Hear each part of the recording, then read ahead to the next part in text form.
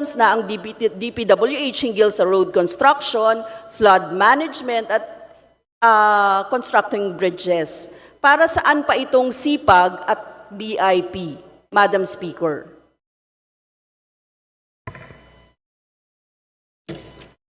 Ang SIPAG,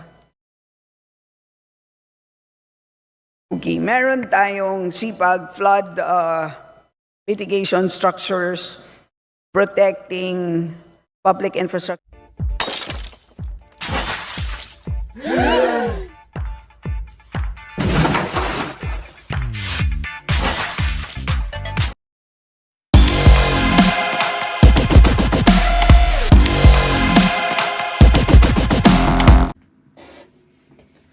Ayan, magandang gabi na naman mga ka-people. Ito na naman ang inyong lingkod, Mr.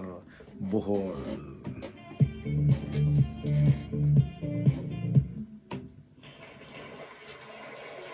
Ayan, magpapasalamat tayo sa ating mga subscribers and followers natin sa Facebook at saka sa YouTube. So ngayong gabi mga ka-people, ating ihatid na naman sa inyo mga panibagong video natin at siyempre pag-usapan natin ang mga pangyayari sa ating bayang Pilipinas o ang mga pangyayari sa mga investigasyon or pagtalakay sa ating 2025 budget ng ating bayang Pilipinas ay nasa 6.3 trillion po lamang ang ating pag-usapan ngayon. Napakaliit na halaga. Pero kung ito ay maabuso sa ating humahawak ng mga budget sa Kongreso o sa Senado, ay yan po, ito ay maglaho na parang bula. O kaya hindi natin alam o hindi natin malaman kung saan ito pupunta. Kaya kailangan natin mga ka-people mapagbatyag at sumusubaybay tayo palagi sa mga balita araw-araw sa ating bayan para lahat po tayo ay hindi maging kawawa pagdating ng panahon. Ngayon, ang pinag-usapan natin dito ay 6.3 trillion na budget for 2025.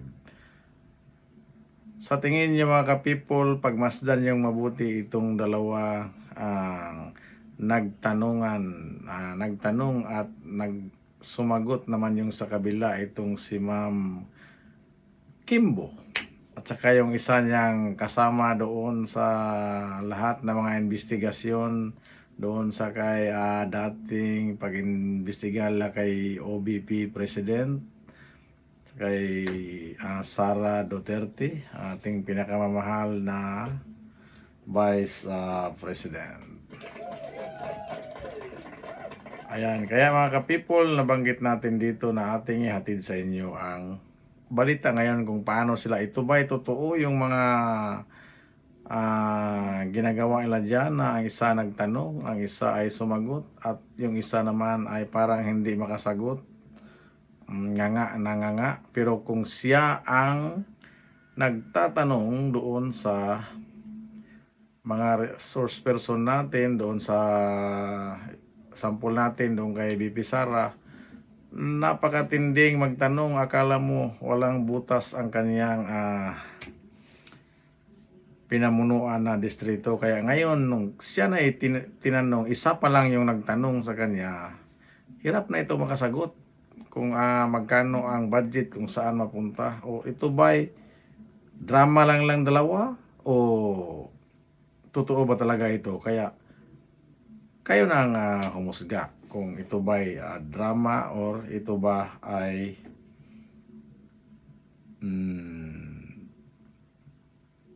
totoo talaga. Kaya panoorin nyo mamaya ang ating video.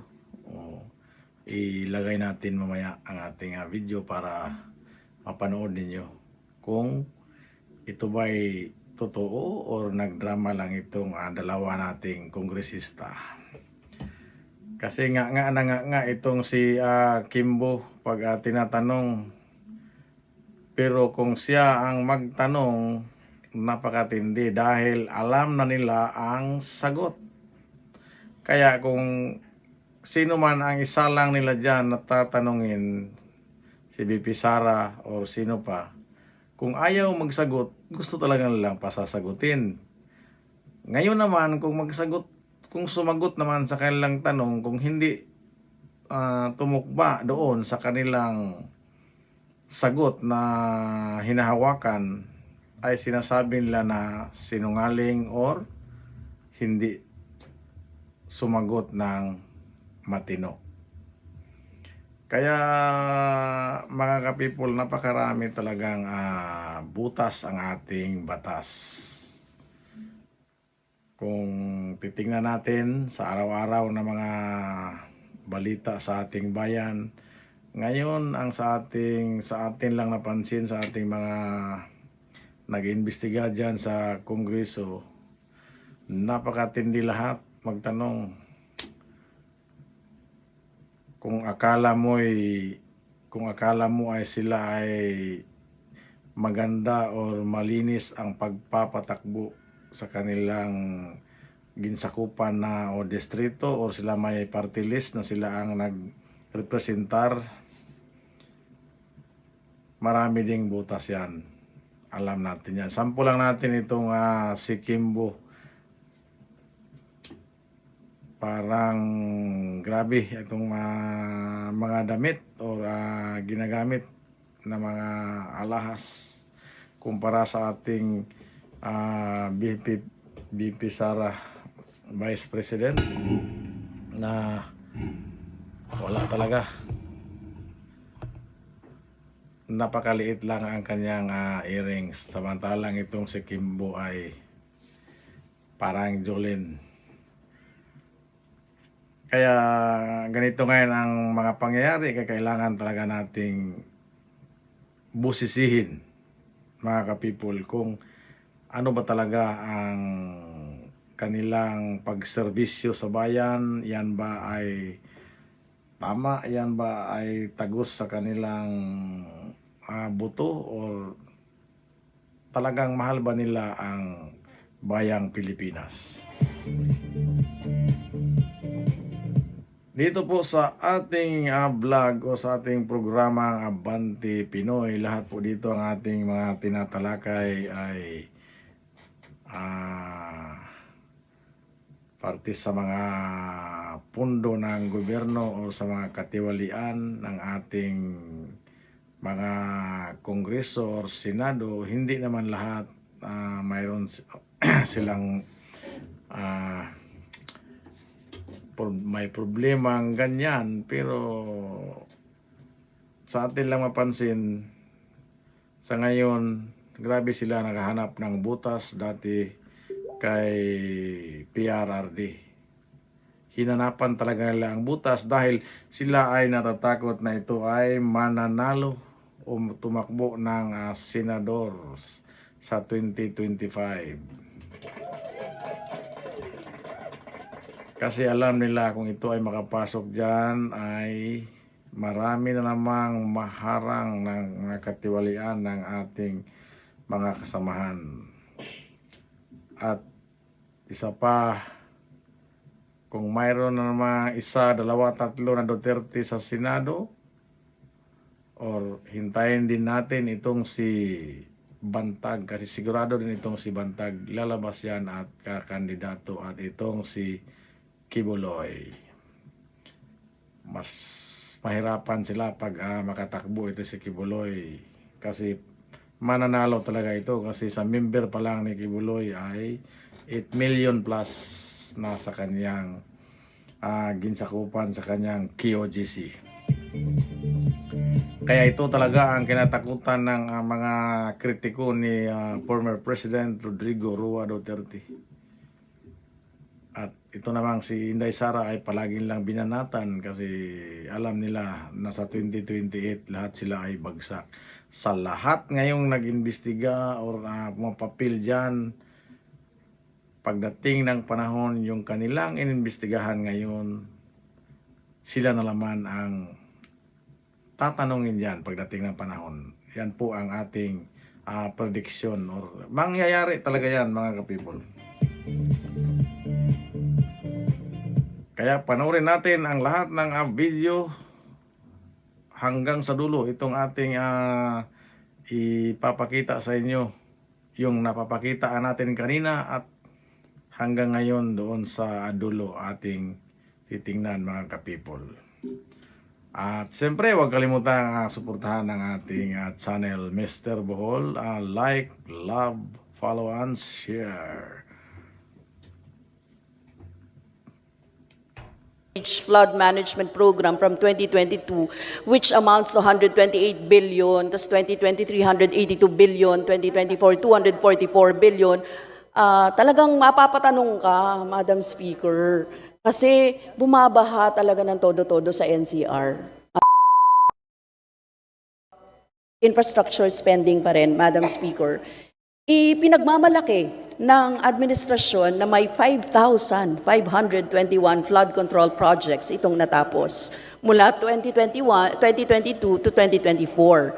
At may ongoing pa ngayon na 5,000 plus, Madam Speaker. Pero tuloy-tuloy ang pagbaha dito sa ating bansa.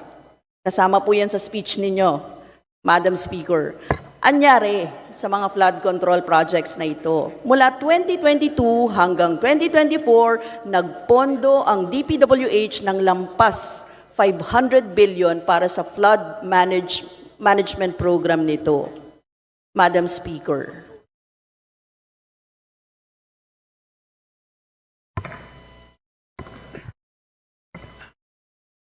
Well, alam natin na nagkaroon ng isang master plan for Metro Manila na nilabas noong 2012. Pero kung titignan natin ngayon, kung nasaan na tayo pagdating sa plano na yan, ay marami doon na medyo hindi natupad. Nagkaroon ng paglihis doon sa original plan. Kaya tingin ko kailangan balikan at this point in time. I share your frustration, Your Honor, Madam Speaker. At tingin ko ang NEDA naman at this point in time ay nung kami ay nag-uusap, sila naman ay handa nilang balikan yan. And of course, syempre sa ngayon ay